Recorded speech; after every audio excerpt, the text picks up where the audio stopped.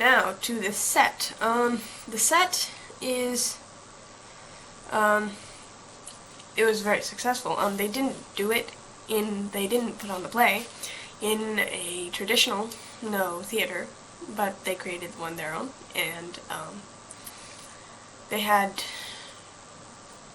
basically sort of a piece of cloth that could be moved down and up so that there would be sort of a bar here sometimes, or they could completely go up so that the shadow could be seen from the back when the light was shown from the back to the curtain. And they just used it really well. They didn't build it just purely for the sake of making it look nice. It was built really well for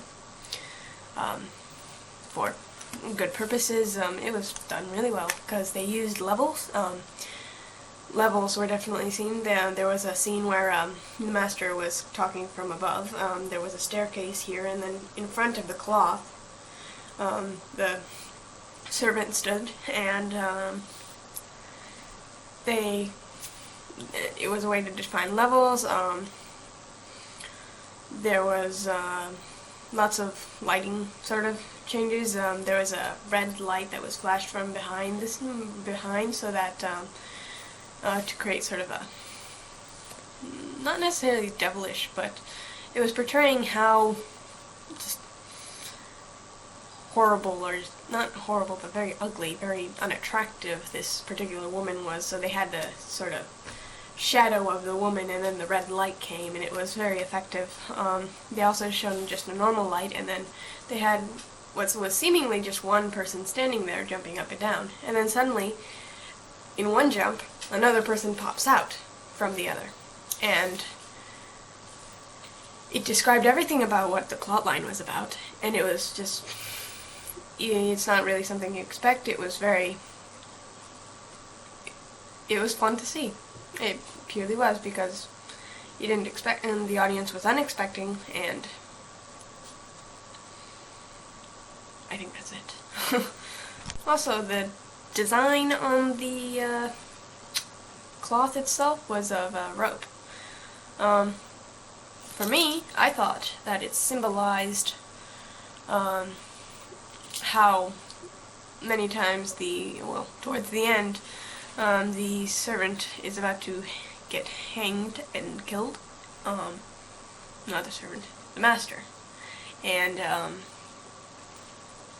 there are many times where sort of a rope comes around the neck, not even, no one is ever killed, but there are just many times, and I think that sort of putting in the middle sort of emphasize that.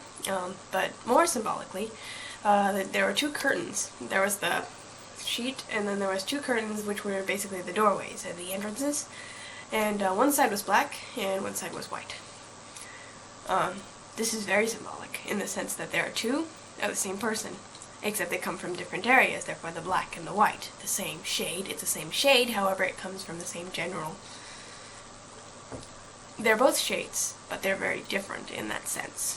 And I think it was conveyed very well in the fact that the stage was sort of split in half like that, and very balanced. It looked very nice. The only complaint that I would have about the set is that there were sort of these two poles sticking out. If the screen was here, the poles were sticking out, and it was only ever really used once. They hid behind it from each other. That was the only time. I think no one really stood on top of it. It just seemed to be in the way, so I think I would have wanted to see it be used more. As for lighting, there are two main lighting changes. One was a blue light, which makes it seem very gloomy, and one was a happier sort of, perhaps even an orange-filled light, just a bright light that made it seem much more happy. And these were it was very simple in this way.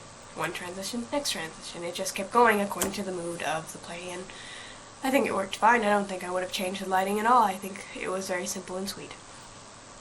In conclusion, although this version of the Kyogen was not completely traditional, it had its traditional elements and balanced them with the Western idea, considering this is a play that this is an adapted version of Shakespeare's